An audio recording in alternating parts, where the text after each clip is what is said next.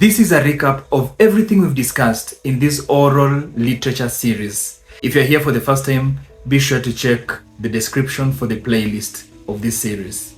As we've discussed, oral literature is the creative and performed art of a people that uses word of mouth as its main medium. And as we've seen before, oral literature refers to the way of life of a people.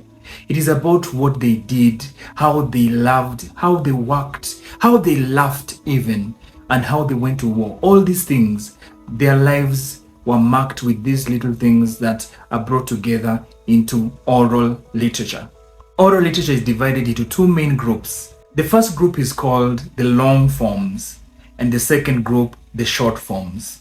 The long forms basically mean that they are longer. When they are being performed, they take a longer time to be performed than the short forms. And the long forms include oral narratives, which are also the stories, the folk tales, and they also include the oral poems and songs. Poems and songs, the same thing, the only difference is the way they are executed. So the long forms of oral literature are oral narratives and oral poems and songs. We've looked at the 6 main types of oral narratives, so be sure to check them out. And also, we've looked at the oral poems and songs. We've looked at 13 of them. We have documented our lives from birth to death. And we've said that in the traditional African society, our lives from birth to death were marked with song, dance, and laughter. So when someone was born, we sang. When they were being named, we sang.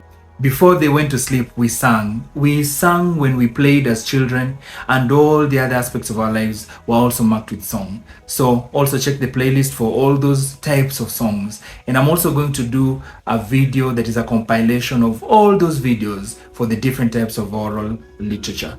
Now, as we've seen, the first group, the big group, is the long forms, that is made up of oral narratives and oral poems and songs. Then we have this other group called the short forms. In this series, we've looked at the 5 main forms of the short forms of oral literature. We've looked at the tongue twisters, we've looked at proverbs, we've looked at puns, we've looked at jokes, and we've also looked at riddles. 5 short forms of oral literature.